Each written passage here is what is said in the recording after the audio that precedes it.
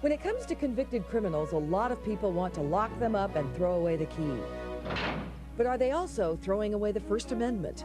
Free speech behind bars, that's today's topic. And hello again. A robber, a rapist, a murderer serving time in prison. Does that person have the same free speech rights as me and you? Well, courts say there are limits on that speech.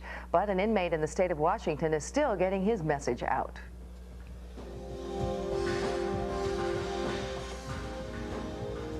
Paul Wright, soldier, college graduate, murderer.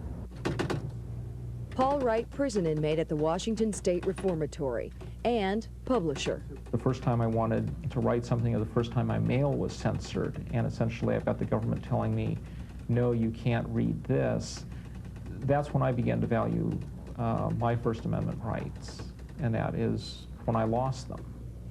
Which is why Wright started a newsletter, Prison Legal News, which now has more than 2,000 subscribers nationwide. I think that freedom of the press should apply equally to everyone, including prisoners. And the Supreme Court put it one way around 20 years ago when they said there's no iron curtain between the Constitution and prison. But Wright continues to get his publication delivered and has won legal battles to do so against state departments of corrections in Texas, Florida, and North Carolina. Now, with the help of the ACLU, Wright is challenging another prison in Washington State to deliver prison legal news. It's easy for people to say that others should have less rights. I don't think that public policy should be driven by an individual's desire for revenge. As Wright mentioned earlier, his freedom of speech is protected under the First Amendment, but the Supreme Court has ruled prisons can impose limits on that speech.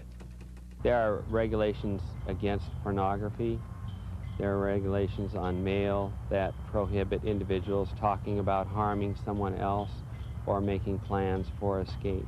Typically, the materials that are censored by prison officials are political and legal and religious materials that tend to be outside the mainstream or of minority views or opinion. The state is supposed to be looking out for the good of all citizens, and that includes both the victim as well as the perpetrator.